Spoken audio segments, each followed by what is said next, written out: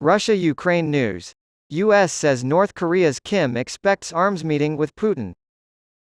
The White House claims that negotiations between Russia and North Korea over an arms deal are actively advancing, and that North Korean leader Kim Jong-un will soon meet with Russian President Vladimir Putin.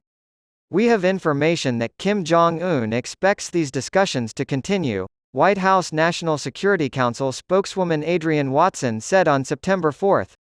This would include leader-level diplomatic engagement in Russia.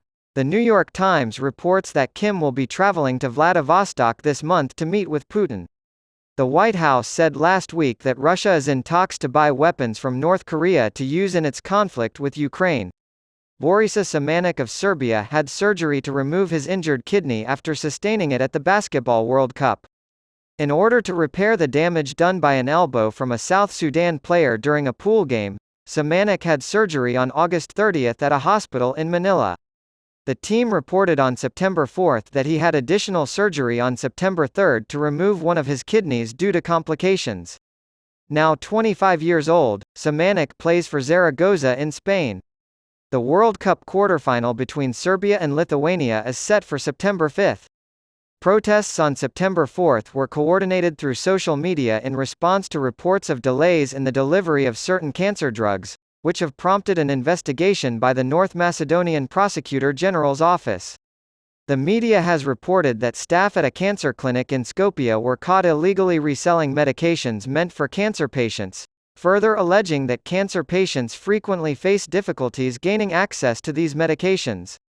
Protest leaders in Skopje have been calling for the last three health ministers to take responsibility for the situation, as the abuses have persisted for quite some time. Several Ukrainian drones reportedly were shot down by Russian forces early on September 5 as they approached the Ukrainian capital.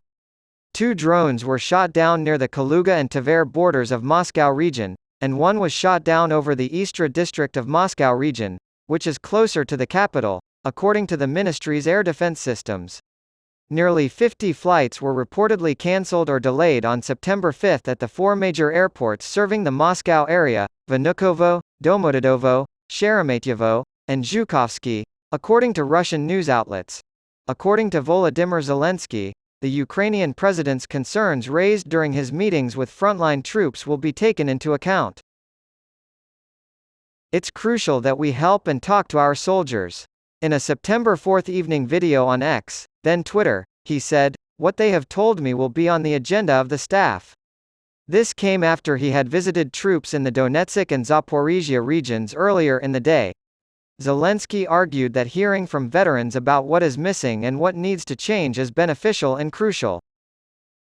The operational situation on the front, cooperation between units, readiness of the troops to carry out combat tasks, and availability of material and technical support were all topics discussed during Zelensky's meeting with the commanders of combat brigades on September 4, according to the presidential press service.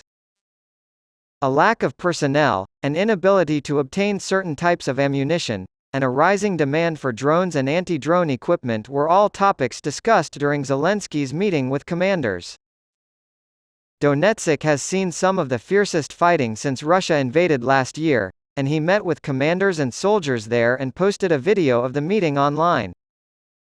A meeting was held between the president and the commanders to discuss the establishment of an auxiliary brigade support system to take over command and control functions. The press service reports that morale among the troops was another topic of discussion at the meetings.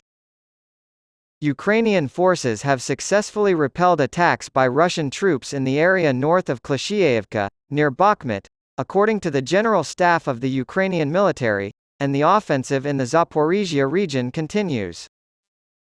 Zelensky also visited the stabilization points in Donetsk and Zaporizhia, where wounded soldiers are taken for treatment.